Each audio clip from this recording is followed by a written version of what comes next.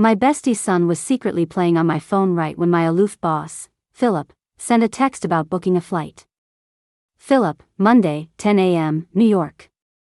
Me, kissy face emoji. Philip, 4 work messages, a simple got it will suffice.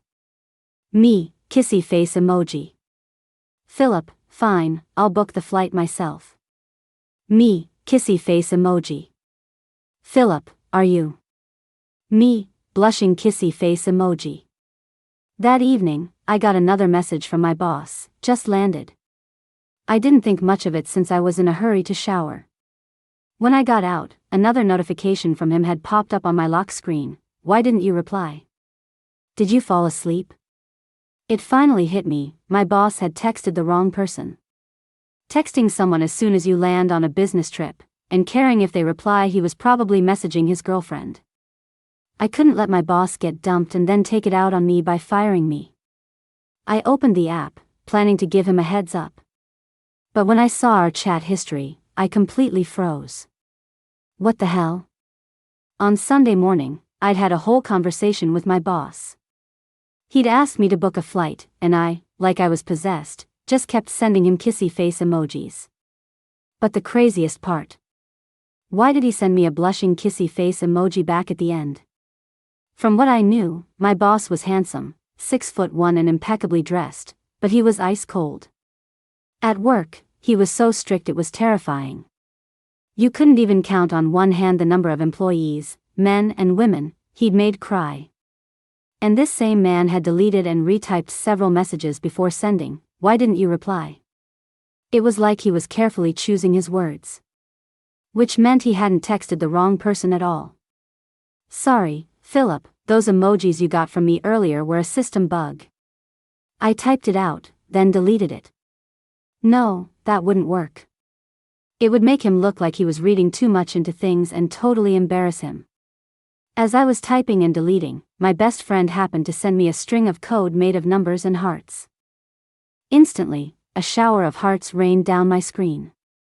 My bestie, cute, right? This young programmer I just met made it for me. All his love, sent to my adorable friend. I smiled and was about to copy-paste a reply to her when my boss texted me again, good night. My hand slipped, and I sent the code to him. Instantly, his screen was filled with a shower of hearts. I frantically tried to unsend it, hoping he hadn't seen. A few seconds later, he replied, why did you unsend it? That was cool. I liked it. He followed up with a blushing emoji. Now I was in way too deep to ever explain myself. The next day, my best friend apologized. She said she'd been putting her son to bed and found out he'd snuck onto my phone during their get-together the day before. Her son is only 5. He can't read, he just knows how to reply with emojis. The kissy face is his favorite. After explaining, she asked worriedly, Stella, he didn't send any weird messages for you yesterday, did he? My mouth twitched. He didn't just send weird messages. He managed to get my big boss hook, line, and sinker. But he's just a kid. He didn't mean any harm. I was about to reply no when my boss sent me a photo from a business dinner. Philip, handling some business here tonight. I replied professionally, hope the meeting goes well. He dodged the question. I don't have a date, and I don't plan on staying long. What does that have to do with me? Over the next few days, my boss was surprisingly persistent. A good morning every day, a sweet dreams every night, and even photos of what he was having for lunch. He even made sure I knew when a pigeon pooped on his shoulder as he was walking through a plaza. His need to share was off the charts. To keep the misunderstanding from getting worse, I decided to only reply to work-related messages. He was going to be out of the country for a month, anyway. By the time he got back, he'd probably have forgotten all about me. So, I ignored his messages for 3 days. On the 4th day, on my way to work, I got a text from my coworker, Alex. Damn, the boss is back early, and I haven't even finished my reports. What? Wasn't Philip supposed to be gone for a month? I clenched my fists. Fine. Today, I'd go explain the whole messaging fiasco. If he was cool about it, I'd keep slaving away here. If he flew into a rage, I'd quit on the spot to save myself from him making my life hell later. But apparently, today was not my day. The second I walked into the office, Alex sidled up to me. Heard the boss is in a bad mood.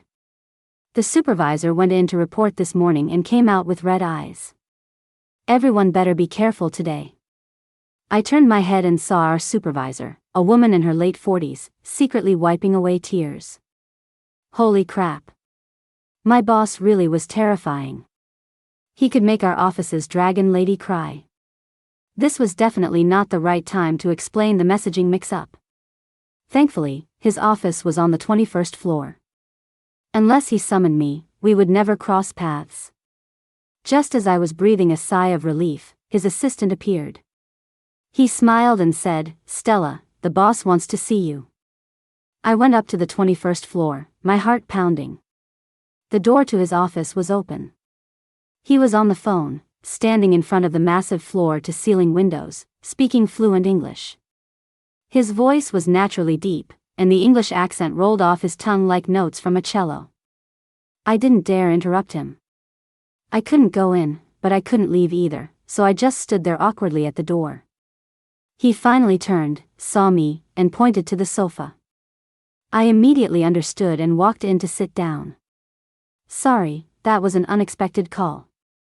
Philip hung up and sat across from me, pouring me a cup of tea. It's a new harvest from my family's tea gardens. Give it a try. I quickly took a couple of sips. How is it? He looked at me expectantly. I nodded. It's good. Really good. Philip smiled, satisfied. It was the first time I'd seen him smile up close.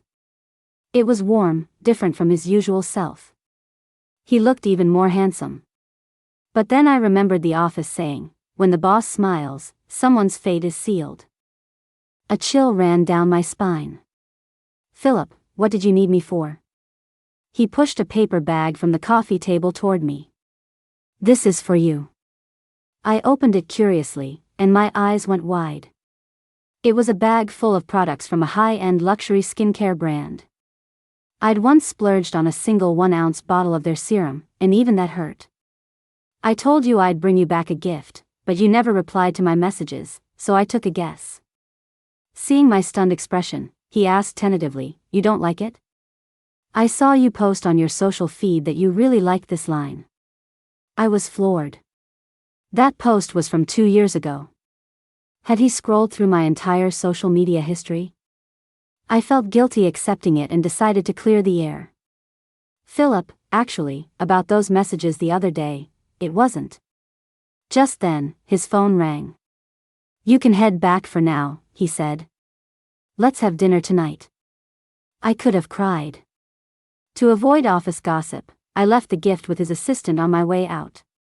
When I got back to my desk, my coworker Megan saw my pale face and said sarcastically, "What happened? Did you get chewed out for messing something up?"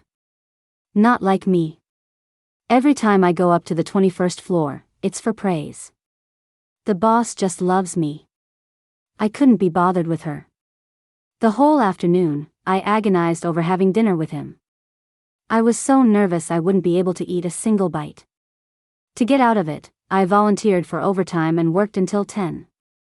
In that time, I got 5 missed calls from Philip. But I never would have guessed this.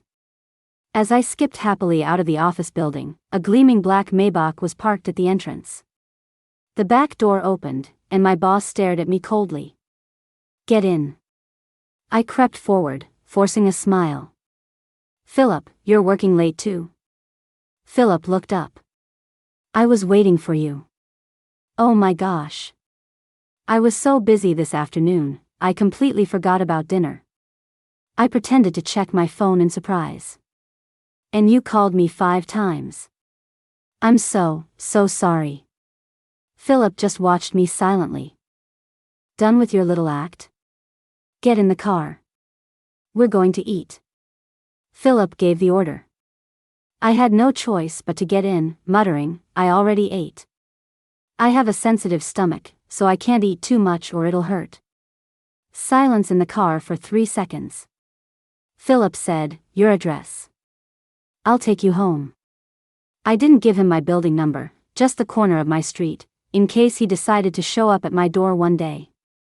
He was quiet the whole way, just looking out the window at the city lights. The passing lights flickered across his face, making his features look incredibly sharp and deep. The truth was, I was starving. Luckily, my stomach had the decency to start growling only after I got out of the car. "Have a good night, Philip." I obsequiously waved at the departing car. Once it turned the corner, I sprinted to my favorite cold noodle stand. The woman running it was about to close up. She smiled and said, "Late night tonight, Stella." "Heh, yeah, overtime." I ordered 2 bowls of cold noodles and sat down at one of the small square tables, digging in. Just as I was enjoying my meal, a pair of black leather shoes stopped in front of me.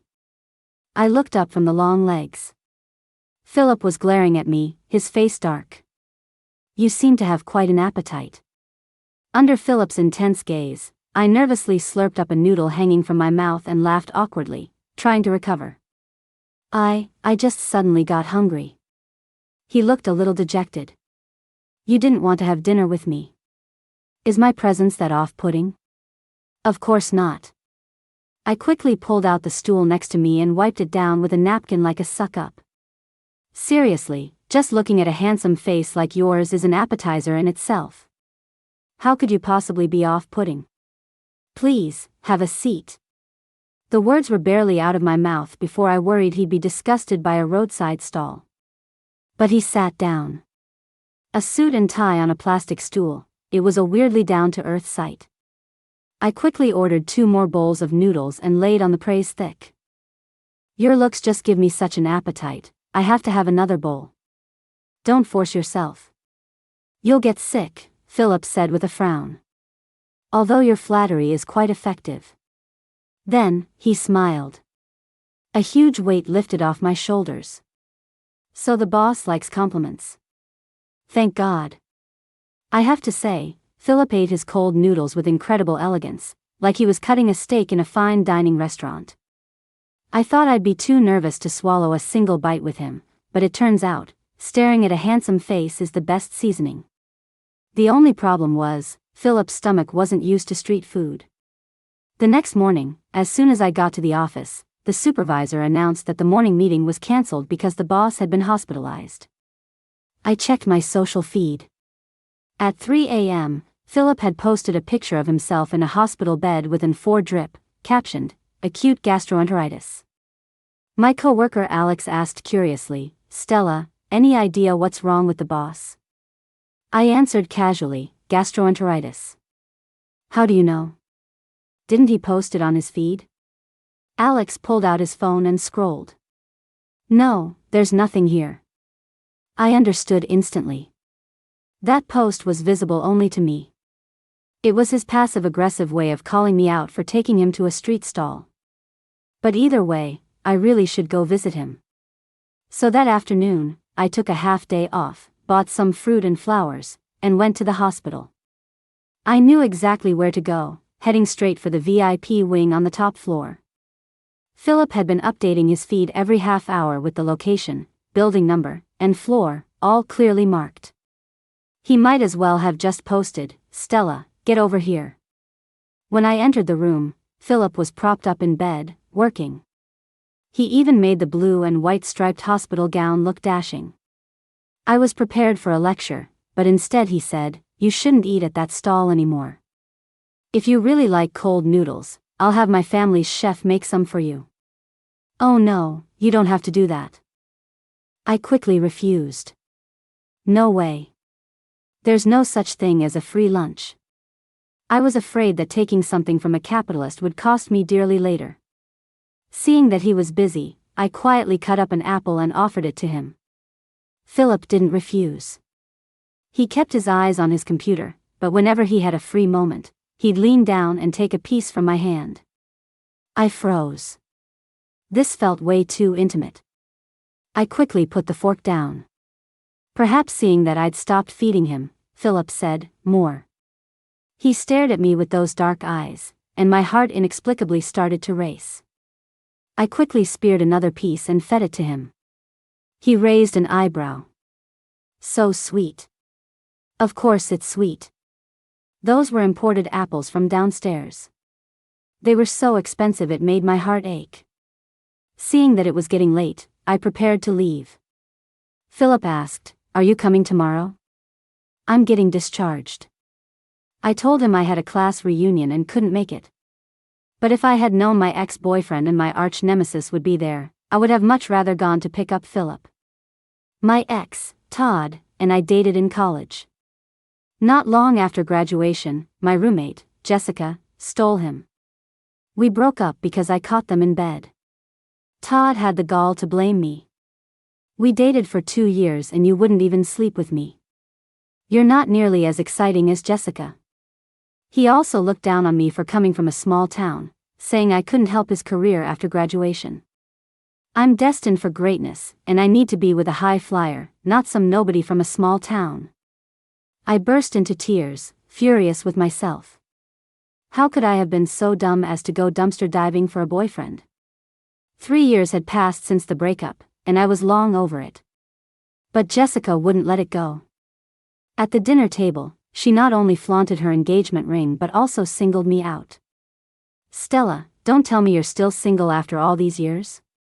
You're not still hung up on Todd, are you?" She then wrapped her arm around Todd's, declaring her ownership. "Sorry, but he's mine." I rolled my eyes and was about to fire back, but an old classmate who couldn't stand her spoke up first. "Who'd want him? Stella's boyfriend is loaded. I just saw the luxury car he dropped her off in outside the restaurant."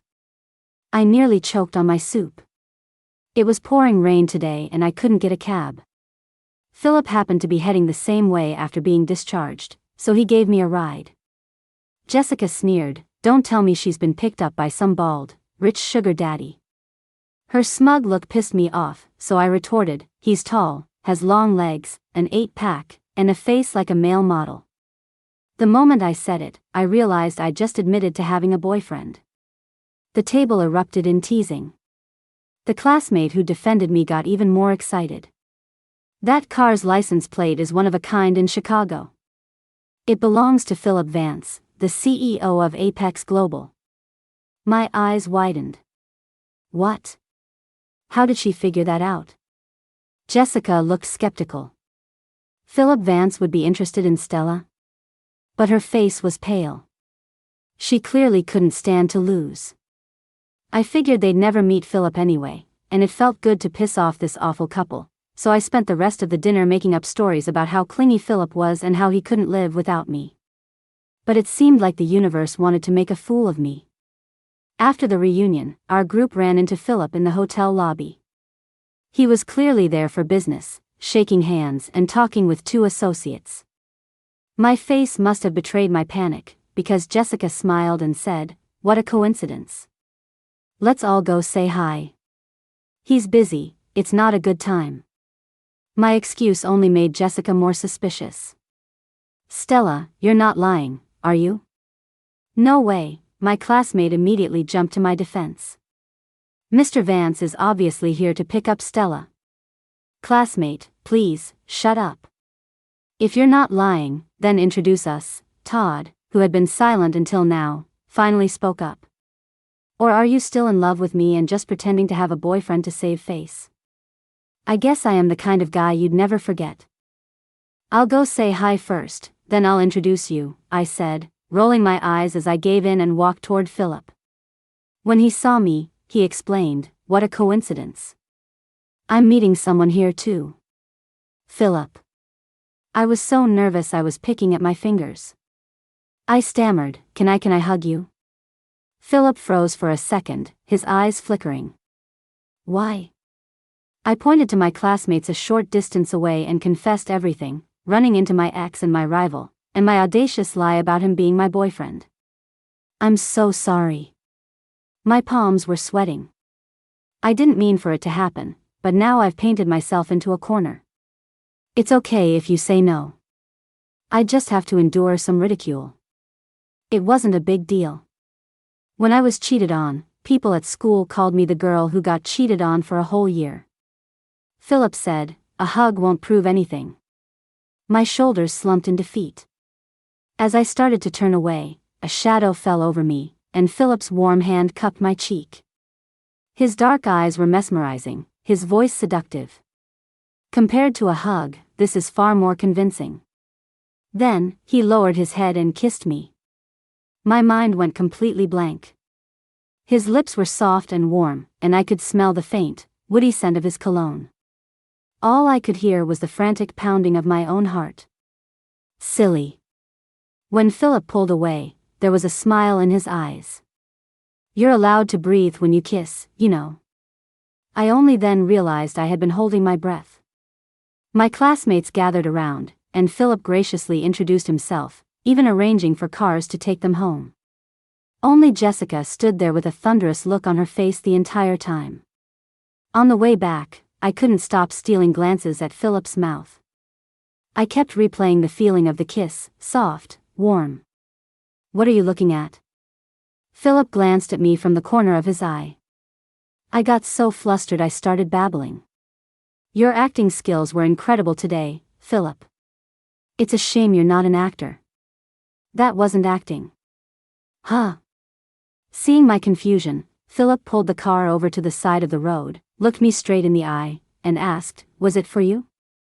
You were the one who sent me all those kissy face emojis when I asked you to book that flight." I had almost forgotten about that.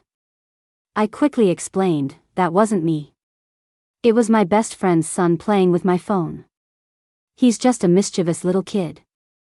My voice trailed off as I spoke.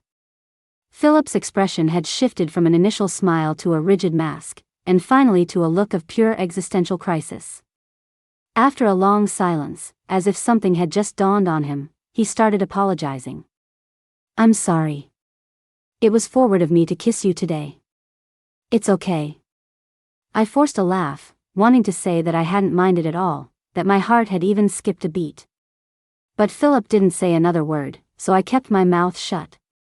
For the next few days, he didn't come to the office. When he finally did, he was deadly serious. I heard that a proposal our department submitted was rejected several times in a row, and his meetings were brutally concise. Once, I ran into him and smiled.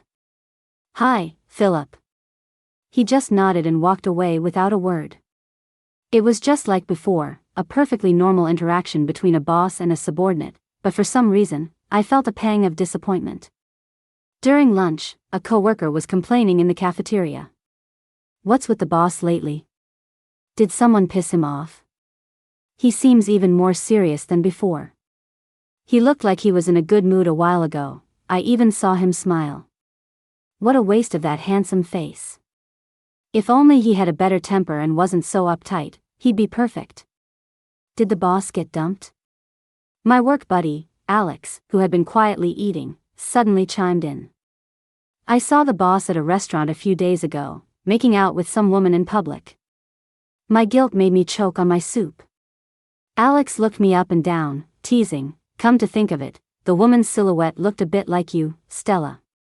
"It wasn't me," I retorted defensively. A lowly subordinate falling for the boss? That's pure fantasy. Don't you guys feel the same? Every time I'm working on a proposal or a report, all I want to do is murder my boss. Alex was shocked. "Why are you so worked up?" "It was just a joke." "You can't just joke about things like that. What if it ruins my chances of meeting a cute young guy at the office?" I blurted out a random excuse. It was obvious Philip wanted nothing to do with me now. If office gossip reached his ears, he might fire me out of anger. Even though my supervisor was a tyrant, the salary and benefits were great. Just as I was relieved that my coworkers had dropped the subject, a low, icy voice came from above me. "So, have you found that cute young guy you were looking for?" I stiffened and turned around to see Philip standing behind me, a grim look on his face. My coworkers exchanged nervous glances, not daring to make a sound. Just as my grip on my chopsticks was getting sweaty, Philip smiled. "I'll try to hire more young talent this year, to help everyone find someone." You're the best, boss. Alex immediately started sucking up. I was the only one who felt a chill run down my spine. I knew he was being passive-aggressive. That afternoon, after much hesitation, I sent him a message. Philip, what I said in the cafeteria was just a joke. Please don't take it to heart. A moment later, the typing indicator appeared. 2 minutes passed. His reply, K. I dejectedly closed the chat and went to make coffee for my supervisor. I had just finished and was carrying it to the conference room when my supervisor pushed the door open, crashing right into me. The hot coffee spilled all over me. Before I could even yelp, my supervisor lost her temper. Don't you ever use your brain? So clumsy. We have guests in here. I'm sorry, I'll go make another one. You idiot, hurry up. I sighed and turned around, only to run right into Philip. He glanced at me for a second, then looked away, completely indifferent. It was strange. My supervisor had chewed me out in the office before, and it never bothered me. I could put up with some humiliation for the paycheck. But today, I felt deeply embarrassed and ashamed. I ran to the restroom and locked myself in a stall, crying quietly for a while. After pulling myself together and returning to my desk, Ms. Davis from the 21st floor brought me a clean blouse. Did the boss send you? I asked. Ms. Davis just smiled and shook her head. No, I heard your shirt got dirty, and I happened to have a spare. Thank you. I felt a pang of disappointment, but then I noticed the price tag was still on the blouse. After work, Philip's car was parked in front of the building. The exhaustion of the day vanished. I happily walked over, intending to thank him for the blouse, but Megan ran past me and beat me to the car. I couldn't hear what they said, but in the end, Philip opened the door and let her in. Then, he drove off. I stood there, stunned. I had actually thought he was waiting for me. A bitter, sour feeling washed over me. My mood must have been really low, because my bestie generously threw 2 tickets to an island resort at me. Valentine's Day, let's spend it together, just us girls. Chloe put her arm around me. There are plenty of fish in the sea. Ever since her divorce, she'd become incredibly carefree, happily juggling countless handsome young guys. But on our first day on the island, the same friend who claimed men weren't worth her time bailed on our Valentine's dinner. When I called to ask where she was, her voice sounded off. She was panting and moaning. Sorry, something urgent came up. I'll make it up to you tomorrow. Yeah, sure. I hung up, deciding to just eat the couple special by myself. I had just taken one bite when I ran into Jessica, Todd, and their friends. Jessica laughed at me. Oh my God, Stella, it's Valentine's Day and you're here eating a romantic dinner for 2 all by yourself. Where's Mr. Vance? In the past, I would have fired back with a sarcastic comment. But now, it was better to avoid trouble. Philip and Megan seemed to be getting close, and I didn't want to ruin their relationship with some stupid rumor. So I said, we broke up. Still lying. Jessica's face changed. She pulled a friend from her group over. My friend also works at Apex Global, and he said Philip Vance's girlfriend is definitely not you. Not content with that, she started a group video call in our old class chat, pointing the camera right at me. Why don't you tell everyone why you lied? Have you looked in a mirror? Who do you think you are, expecting to marry into a rich family? I lost my appetite and stood up to leave. Get back here. Todd grabbed my arm and sneered, it makes me sick to think I ever dated you. Let go. I struggled angrily. Instead of letting go, Todd viciously shoved me. I was about to slam my back into the corner of a table when a hand wrapped around my waist, pulling me into a broad chest. I looked up, stunned, to see Philip. His face was cold as he gripped 2 of Todd's fingers. Todd yelped in pain. Mr. Vance, it's a misunderstanding. It's not worth getting into a fight and having to pay for it. Philip sneered. I can afford it. With that, he bent Todd's fingers back. There was a sickening crack, and Todd started hopping around, screaming in pain. We did break up. Philip glanced at the phone in Jessica's hand and smiled. But I'm here today to get Stella back. Ms. Grant. Philip's smile was gentle, but his eyes held an icy warning. If you're that curious about our private life, I can have my lawyers discuss it with you. Jessica, defeated again, scrambled away. Thank you. I pulled out the chair across from him. You've helped me again. If you haven't had dinner, it's my treat. I wasn't sure if he'd accept. But Philip sat down. I was just passing by. It seemed like we were fated to be together. Everywhere I went, he just happened to be there too. After eating for a bit, Philip spoke first. Stella, I misunderstood before. You must have been really scared, right? About what? Philip gave a bitter smile. Workplace sexual harassment. Oh. I'm usually pretty dense. It was only after he said it that I realized that's what it could have seemed like. At the time, I just thought he was being incredibly weird. When I get back, Philip said, I'll have the legal team draft some new policies on this to ensure our employees' safety. Thank you, Philip. I gave a weak smile and raised my glass to him.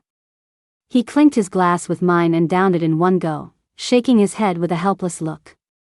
You really don't remember me at all? I was confused. I racked my brain, trying to recall any memory of him. It couldn't be. I would never forget someone that handsome. Not until Philip said, 7 years ago, on this very island, you saved me from drowning. 7 years ago? It hit me like a ton of bricks. I was 18, and our school had organized a coming-of-age trip to this island. Someone had fallen into the water. I grew up in a coastal city and had been a strong swimmer since I was a kid. I was even the star of the school swim team. Full of youthful idealism, I jumped in to save him. I never imagined it was Philip. Philip. I asked tentatively, is that why I got a job at Apex Global? I had graduated from a state school with no study abroad experience. My family had all said I must have gotten incredibly lucky to land a job at one of the biggest companies in Chicago. Philip shook his head. No, that wasn't it. Your professor strongly recommended you. Mrs. Collins? You know her? I couldn't help but feel a surge of joy. Mrs. Collins had helped me so much in school. She was such a kind and caring mentor. I was about to give up on grad school, but she was the one who encouraged me to keep going. Yeah, Philip said with a smile. She's my mom. I was completely petrified. Putting aside the boss-employee dynamic, we had a wonderful conversation on the way back to the hotel. But our good mood didn't last long. A sudden storm caused a landslide. Our car was trapped on a crumbling road. Rain poured in, and the floodwaters were rising fast. It was dangerous to get out, but staying in the car wasn't safe either. Our phones had no signal. All we could do was wait as death crept closer. Don't be scared. Sensing I was trembling, Philip took my hand. The weather on this island is unpredictable. This kind of thing happens. Help will come. I nodded, but I was still terrified. Maybe it was because I thought we were going to die, but I decided to just say everything on my mind. In the cafeteria, when I said I wanted to find a cute young guy, I said it on purpose. The things I care about most, I tend to deny. And I was afraid the rumors would affect your relationship with Megan. I was even more afraid you'd fire me out of anger. Philip, the truth is, I don't mind you being close to me at all. Maybe it's because you're rich and handsome, or maybe it's because you kissed me, or maybe it's because we talked so much tonight it's hard not to fall for you. I was babbling, the words tumbling out like machine gun fire. Finally, I started crying as I spoke. I was so unhappy those days when you were ignoring me. Philip was stunned at first, but then his expression softened. He leaned in, cupped my face, and kissed me. You silly girl. I figured, if I'm going to die anyway, might as well go out with a bang. So I boldly wrapped my arms around his neck and kissed him back. My clumsy, inexperienced nibbling made him laugh. He cradled the back of my head and deepened the kiss.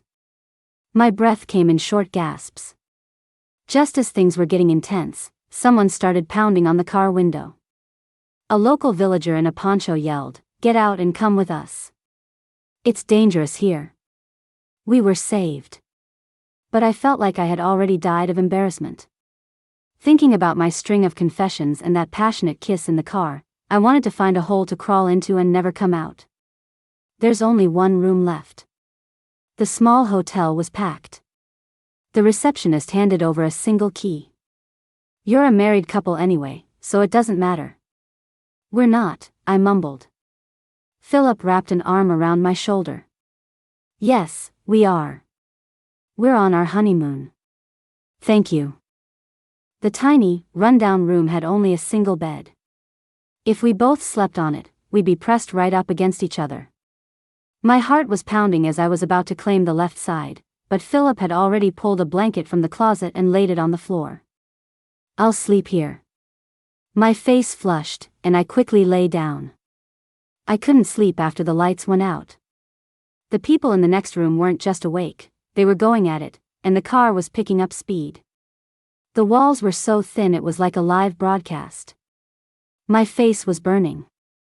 I got up to go splash some water on my face in the bathroom, but I forgot there was someone on the floor. My foot landed squarely on his abs. Philip let out a grunt and shot up, catching me just as I was about to fall. And just like that, I was lying in his arms. "I was just getting up to use the bathroom," I explained frantically. Philip just hummed in response.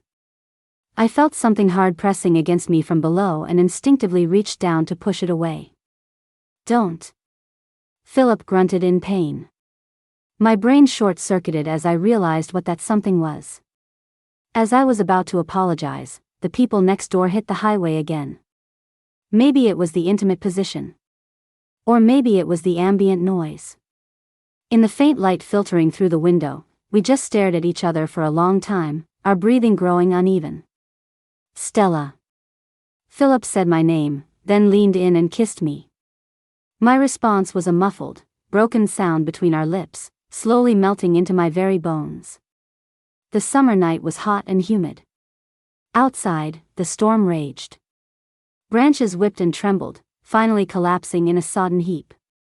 Before I drifted off to sleep, exhausted, I heard Philip's breathless whisper in my ear, "You little tease.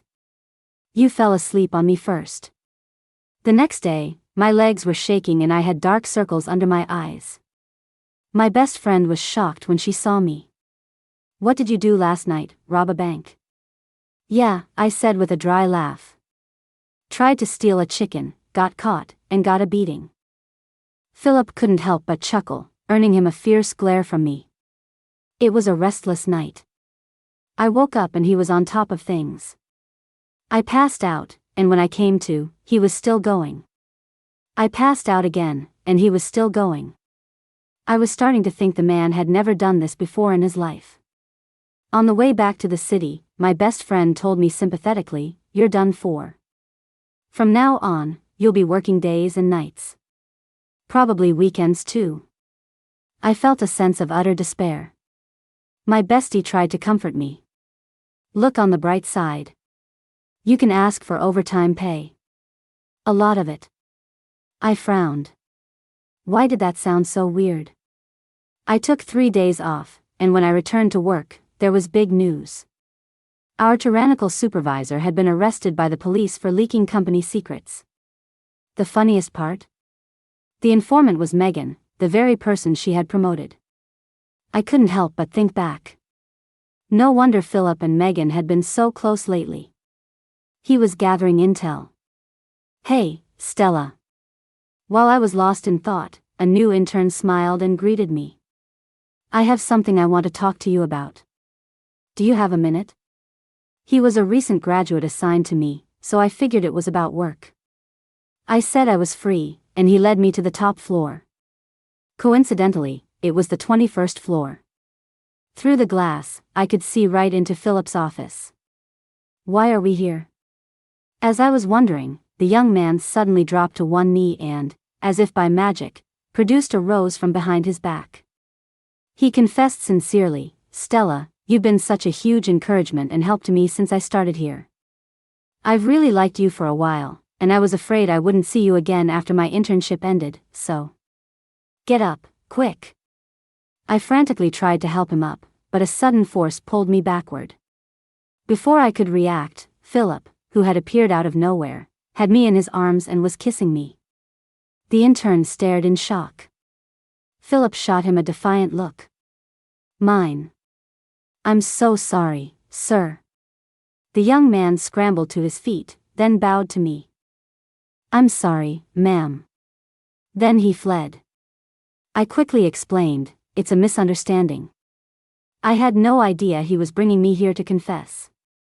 "Emicham, I believe you." Philip said he believed me, but he showed no mercy as he dragged me into his office.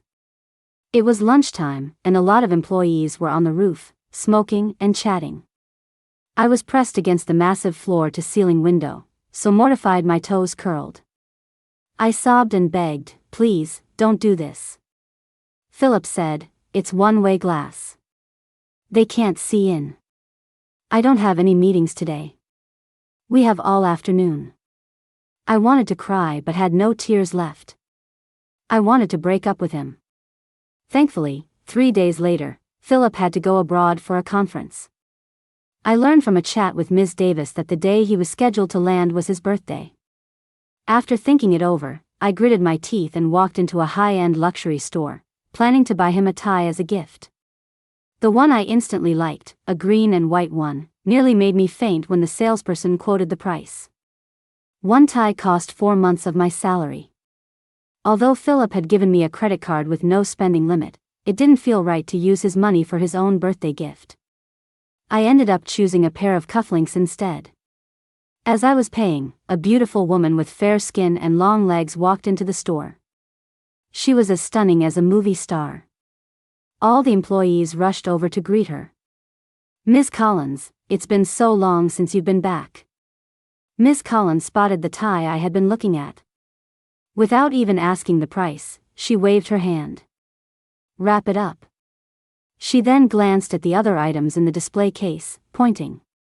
"Besides that one and that one, I'll take the rest." The employees were grinning from ear to ear. I was stunned. Miss Collins turned and saw me, giving me a friendly smile. But I never expected to see her again in Philip's office. She had ordered a cake and was personally tying the new tie around his neck, smiling. "It's been 3 years. Did you miss me?" Philip nodded. "Yeah. We'll have to get dinner soon." "Not today. I have plans."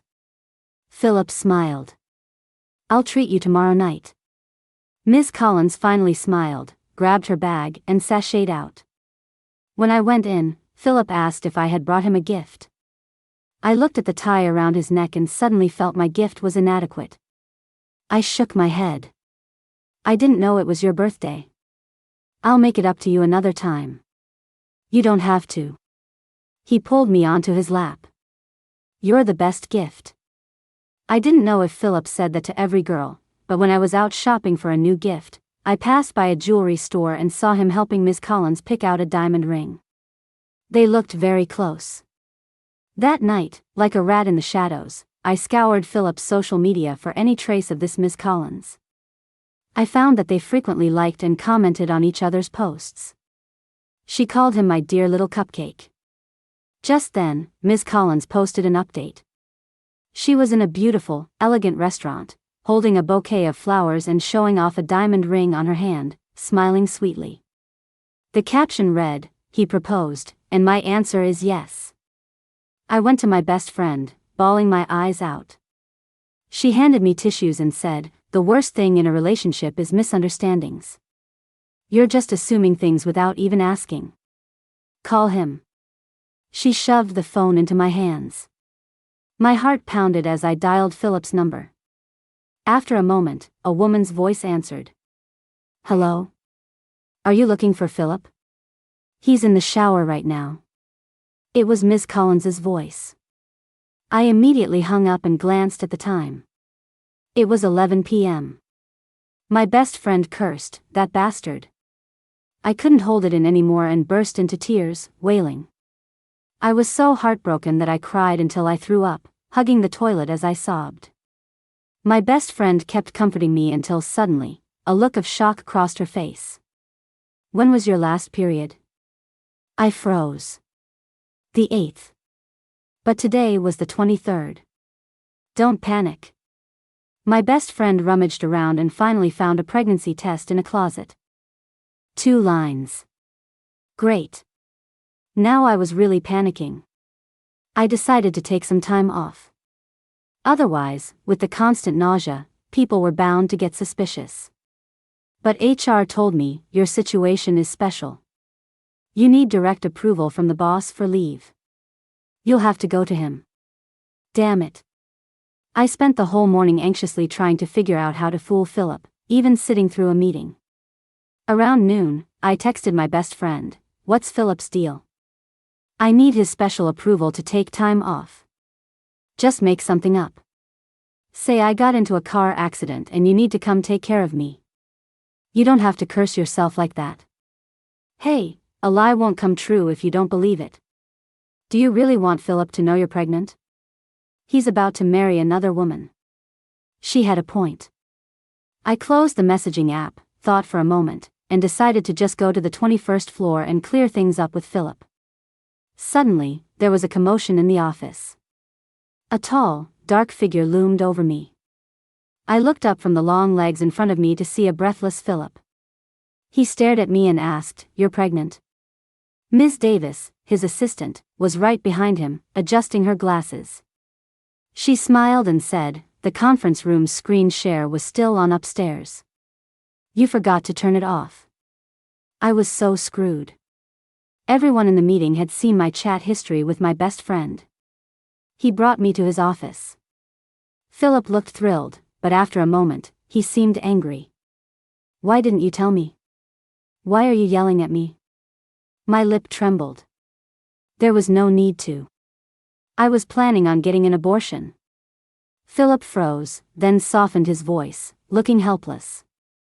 "Now you're the one who's yelling. What was your reason for not telling me?"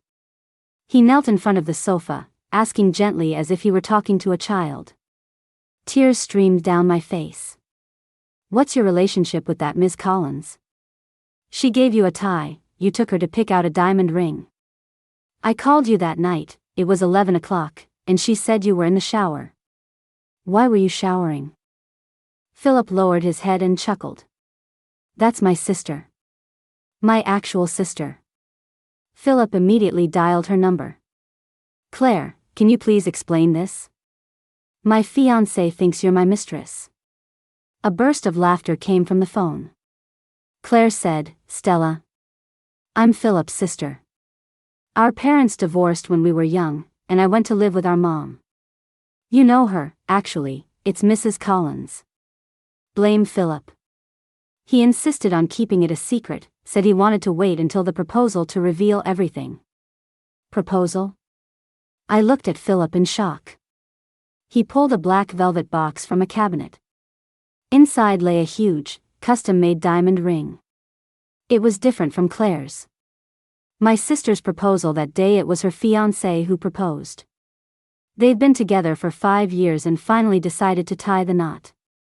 He knelt on one knee before me. "Stella, this one is your custom design. Will you marry me?"